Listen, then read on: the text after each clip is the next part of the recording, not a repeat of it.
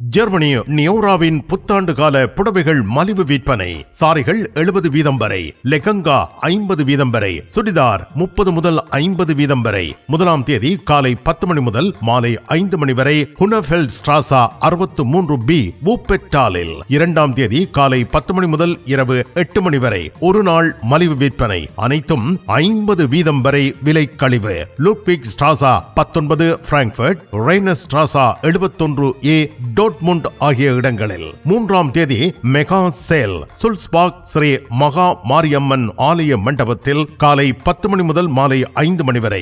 4ஆம் தேதி காலை 11 மணி முதல் மாலை 5 மணி வரை போசைம் ஸ்ரீ நாகபூசணி ஆலய மண்டபத்தில் நியோராவின் மாபெரும் மலிவு விற்பனை. ஜெர்மனியில் எங்கும் எப்பொழுதும் நியோரா பாலிவுட் டெக்ஸ்டைல்ஸ் அண்ட் ஜுவல்லரி.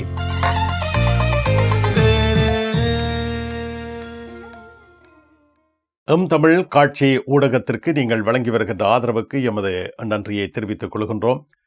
இதுவரையில் சப்ஸ்கிரைப் செய்யாது இருக்கின்ற உறவுகள் தயவு செய்து சப்ஸ்கிரைப் செய்து உங்கள் ஆதரவை தமிழ் காட்சி ஊடகத்திற்கு வழங்கிக் கொள்ளுமாறு மிக்க அன்போடு வேண்டிக் கொள்கின்றோம். மிக்க நன்றி.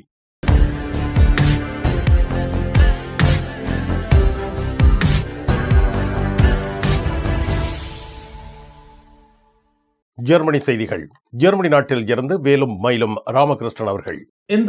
வணக்கம். உலகில் பலமிக்க நாடுகள் வரிசையில் ஜெர்மனி 4வது இடத்தை பிடித்திருக்கின்றது. உலகில் பொருளாதார ரீதியில் மற்றும் இராணுவ கட்டமைப்பில் பலமிக்க நாடுகளும் பட்டியல் ஒன்றை ஒரு அமைப்பானது நேற்றைய தினம் வெளியிட்டிருக்கின்றது. அதாவது இந்த அமைப்பு வெளியிட்டுள்ள அட்டவணையில் உலகில் 1வது இடத்தில் அமெரிக்காவும், 2வது இடத்தில் சீனாவும், 3வது இடத்தில் ஐரோப்பிய ஒன்றியமும், 4வது இடத்தில் ஜெர்மன் நாடும் வந்துள்ளதாக இந்த அமைப்பு வெளியிட்டுள்ள அறிக்கையில் தெரிவிக்கப்பட்டுள்ளது. இதே வேளையில் 5வது இடமாக ஜப்பானும், 6வது இடமாக தென்கொரியாவும், 7வது இடத்தை இந்தியாவும் பிடித்துள்ளதாக தெரிவிக்கப்பட்டுள்ளது. இதே வேளையில் 13வது இடத்துக்கு கனடா நாடு வந்துள்ளதாகவும், பிரித்தானியாவானது 8வது இடத்திலும், பிரான்ஸ் நாடானது 9வது இடத்தில் வந்ததாகவும் இந்த அமைப்பினுடைய அட்டவணையில் தெரிவிக்கப்பட்டுள்ளது. நோயாளி ஒருவர் வைத்தியரிடம் செல்லும் பொழுது செலுத்த வேண்டிய பணம் தொடர்பாக வாத பிரதிவாதங்கள் எழுந்துள்ளன.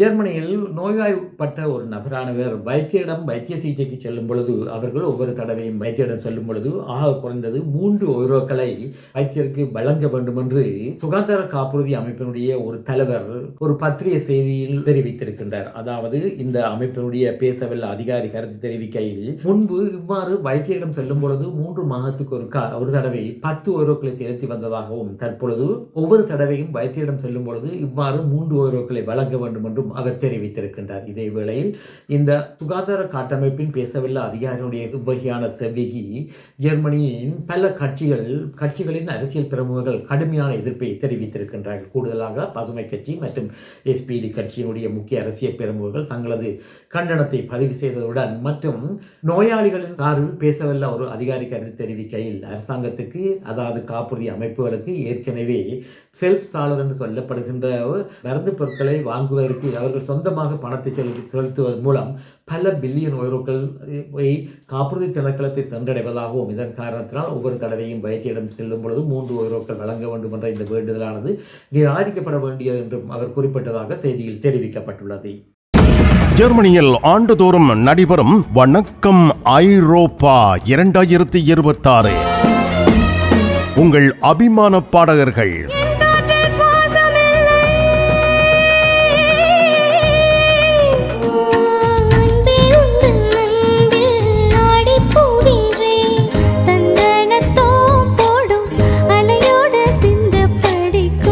இசை கலைஞர்கள் மயக்கம் என்ன இந்த மௌனம் என்ன மணிமாளிகை தான் கண்ணே.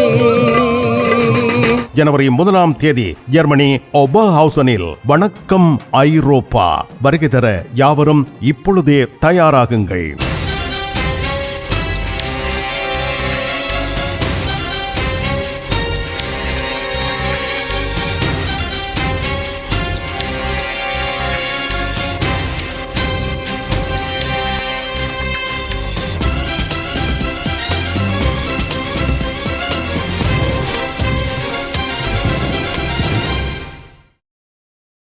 டோட்முண்டில் ராஜமுத்திரை SK சில்க்ஸ் பாரடைஸ். உங்களுக்கு பிடித்தமான ஆடைகள் அனைத்தும் மாபெரும் மலிவு விற்பனை. ஒவ்வொரு சனிக்கிழமையும் அதிவிசேட மலிவு விற்பனை. விஜயம் செய்யுங்கள் SK silks Paradise Dortmund. Germany நாட்டில் தற்காலிக வதிவிட அனுமதி பெறுவது தொடர்பான கால எல்லை நிறைவடைந்திருப்பதாக அறிவிக்கப்பட்டுள்ளது. ஜெர்மனியில் ஷான்சன் ஆஃபந்தல் சொல்லப்படுகின்ற ஒரு வதிவிட விசாவானது 31/10/2022 முதல் ஜெர்மனிக்கு வந்து 5 வருடங்கள் ஜெர்மனியில் வாழ்ந்தவர்களுக்கு இவ்வகையான விசாவிற்கு விண்ணப்பிப்பதற்கு சட்டம் ஒன்று ஏற்கனவே இயற்றப்பட்டிருந்தது. தற்பொழுது 104C என்று சொல்லப்படுகின்ற இந்த தற்காலிக வதிவிட விசாவை பெற்று விண்ணப்பிப்பதற்குரிய காலக்கெடுவானது 30/12/2025 முடிவடைவதாக இணையதளம் ஒன்றில் தெரிவிக்கப்பட்டிருக்கின்றது. அதாவது ஷான்சன் ஆஃபந்தல் சொல்லப்படுகின்ற இந்த வதிவிட விசாவை பெறுவதற்கு 31/10/2022 முதல் வந்தவர்கள் 5 வருடம் ஜெர்மனியிலிருந்து டொல்லுங் என்று சொல்லப்படுகின்ற வதிவிட விசாவையும் குற்றவியல் சம்பவங்களில் ஒன்றிலும் ஈடுபடாமல் இருந்தால் இவர்கள் இவ்வையான வதிவிட விசாவை பெற்றுக் கொள்வதற்கு தகுதியுடையதாக இருந்ததாக இந்த இணையதளத்தில் தெரிவிக்கப்பட்டிருக்கின்றது. இந்த ஷான்சன் ஆஃபந்தல் என்று சொல்லப்படுகின்ற இந்த வதிவிட விசாவை பெற்றுக் கொண்டவர்கள் 18 மாதங்கள் இந்த விசாவில் இருந்தால் பின்னர் 25B என்று சொல்லப்படுகின்ற விசாவை சில நிபந்தனைகளின் அடிப்படையில், அதாவது நிபந்தனைகளை இவர்கள் நிவர்த்தி செய்தால் பெற்றுக்கொள்ள முடியும் என்றும் இந்த இணையதளத்தில் தெரிவிக்கப்பட்டிருக்கின்றது. அதாவது மொழி அறிவு மற்றும் இவர்கள் வேலை செய்திருந்தால் இந்த விசாவை பெறுவதற்கு தகுதியுடையவர்களாகவும் இந்த இணையதளத்தில் சுட்டிக்காட்டப்பட்டிருக்கின்றது.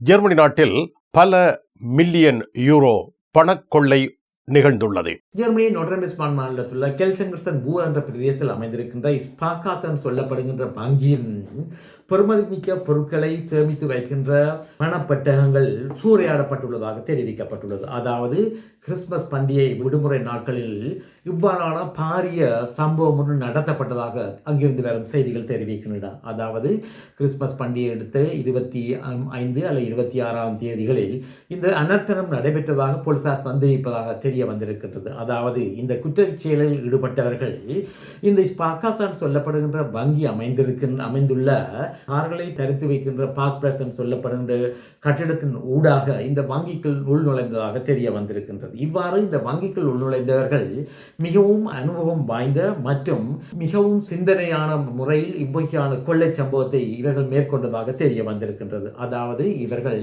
இவ்வகையான செயற்பாட்டுக்காக மிகவும் நுட்பமான துளையிடும் கருவி ஒன்றை பாவித்ததாக தெரிய வந்திருக்கின்றது. அதாவது கார்களை தரித்து வைக்கின்ற இடத்தினுள் ஊடாக வங்கியினுடைய கட்டிடத்தை சென்றடைந்த இவர்கள் பின்னர் பணப்பட்டகங்கள் சேமித்து வைக்கின்ற அறையினுடைய சுவர்களை துளையிட்டு அந்த அறைக்குள் நுழைந்து 3300 உபகையான பணப்பட்டகங்களை சூறையாடியதாக தெரிய வந்திருக்கின்றது. இதே வேளையில் கடந்த திங்கட்கிழமை அதிகாலை ஃபோயா அலாம் என்று சொல்லப்படுகின்ற தீயை பிடித்தால் அதனுடைய சமீட்சைகளை தெரியப்படுத்துகின்ற கருவி செயற்பட்டதனால் போலீசார் இஸ்தலத்துக்கு விரைந்ததாகவும் போலீசார் இஸ்தலத்துக்கு விரைந்த பிற்பாடு இந்த அனர்த்தத்தை கண்டதாக தெரிய வந்திருக்கின்றது. இதே வேளையில் கடந்த திங்கட்கிழமை அன்று இந்த சம்பவத்தை கேள்வியுற்ற இந்த வங்கியினுடைய வாடிக்கையாளர்கள் மிகவும் அதிர்ச்சி அடைந்து வங்கிக்கு படையெடுத்ததாக தெரிய வந்திருக்கின்றது. இந்த சம்பவத்தின் பொழுது பல மில்லியன் யூரோக்கள் பெறுமதியான பொருட்களை இந்த கொள்ளையர்கள் தம்முடன் எடுத்துச் சென்றதாக போலீசார் சந்தேகிப்பதாக தெரிய வந்திருக்கின்றது. இதே வேளையில் வங்கியானது இது சம்பந்தமான கணக்கீடுகளை மேற்கொண்டு வருவதாக தெரிய வந்திருக்கின்றது. சாதாரணமாக இவ்வகையான பணப்பட்டகத்திற்கு வங்கியானது காப்புறுதியை வழங்கும் பொழுது ஆகக்கூடிய தொகையாக 10,300 யூரோக்களை மட்டும் வழங்கும் என்றும் இதே வேளையில் மேலதிகமான விசேட காப்புறுதிகளை மேற்கொண்டால் மட்டும் இவர்களுக்கு கூடுதலான பணங்கள் வழங்கப்படலாம் என்றும் சுட்டிக்காட்டப்பட்டிருக்கின்றது. இதே வேளையில் போலீசார் இது சம்பந்தமான மேலதிக விசாரணைகளை மேற்கொண்டு வருவதாகவும் இந்த சம்பவத்திற்கு அவுடி ரக வாகனம் ஒன்று பாவிக்கப்பட்டதாகவும் இது ஹனோவர் என்று சொல்லப்படுகின்ற பிரதேசத்தில் உள்ள வாகன இலக்கத்தகளை இதற்கு பாவனைக்கு உட்படுத்தியதாகவும் இது ஒரு களவெடுத்த வாகனமாக போலீசார் கருதுவதாகவும் அங்கிருந்து வரும் செய்திகள் தெரிய வந்திருக்கின்றது. எது எவ்வாறாக இருந்தாலும் வங்கியினுடைய வாடிக்கையாளர்கள் மிகவும் அதிர்ச்சி அடைந்து மிகவும் கோபமடைந்த நிலையில் உள்ளதாகவும் தெரிய வந்திருக்கின்றது.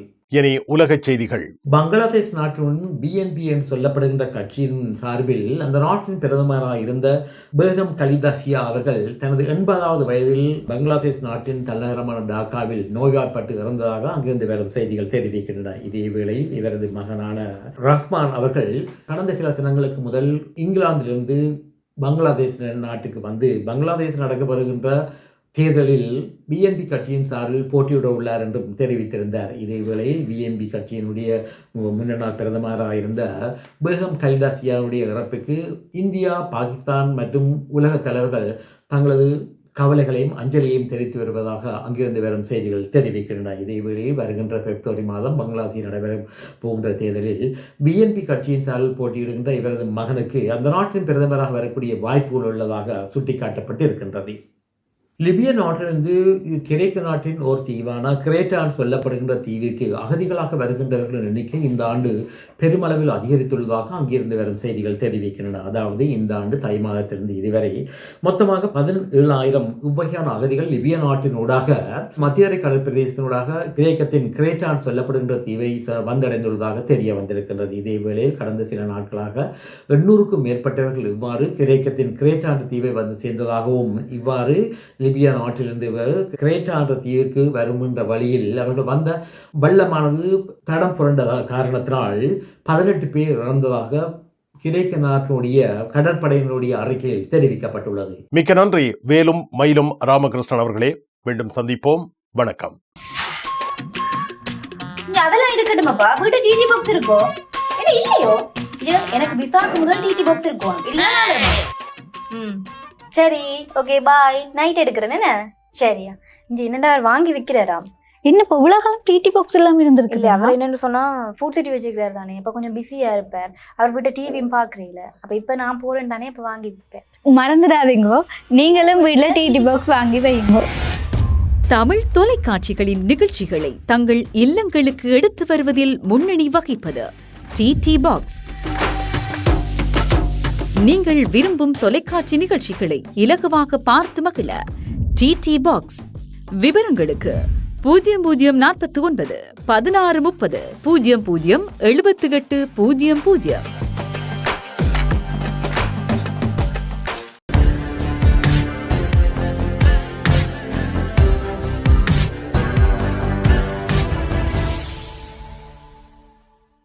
ஜெர்மனியில் உங்கள் நண்பன் கோபுரா ஞானம். நாகரிக நங்கிற்கும் ஆடவருக்கும் ஏற்ற நவீன ரக புடவைகளை ஜெர்மனியில் நாள்தோறும் அறிமுகம் செய்யும் கோபுரா ஞானம் ஸ்தாபனத்தில் தரமான ஆடை திணுசுகளை எப்பொழுதும் மலிவு விலைகளில் பெற்றுக் கொள்ளலாம் என்பதை மறந்து விடாதீர்கள். கோபுரா ஞானம் டாட்மண்ட்.